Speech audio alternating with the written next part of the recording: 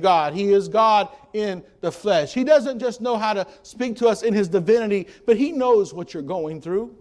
He was in all points tempted like as you are, yet without sin. He understands what it's like to feel betrayed. He knows what it's like to be lied on. He knows what it's like to give everything for somebody only to see them waste it away with their life. He was a man of sorrows. The Bible said He was acquainted with grief, and yet we saw that He did not refuse to go to Calvary. He could have been praying there in that Mount of Olives, looking across and seen the beautiful eastern gate and the temple behind it, and He could have said, Lord, I'm not going to go through with this thing. I know what's about to happen. I don't want it. But no, He simply said, Lord, if it be your will, let this cup from me, this cup pass from me. Nevertheless, not my will, but thine be done. He had a cup. It was probably made of the earth. It was probably clay in some form or fashion. There are sometimes cups that we drink that are joyful cups. We get together, we serve, we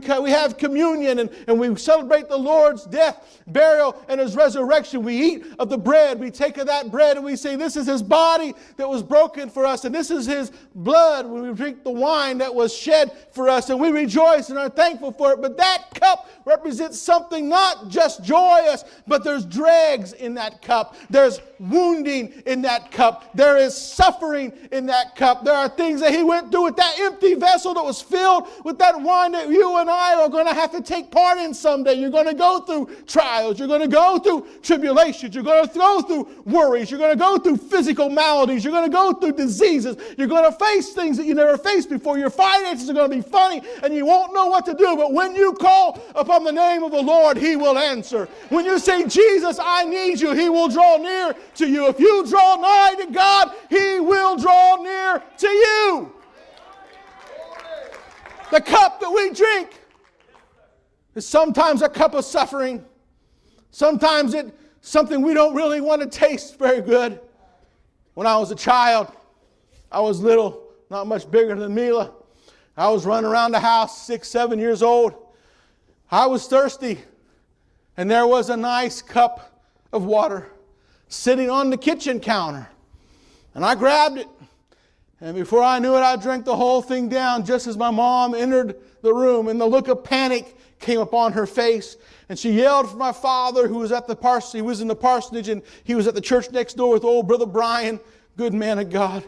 And they came running because what I had done was I had drank a whole thing of bleach. They were scared. I was too young and too dumb to be worried about it. But they were worried. They began to pray for me. And I had not one negative effect. God touched my body and it didn't affect me negatively. But it was that cup of bleach. There are some things we drink that aren't good for us.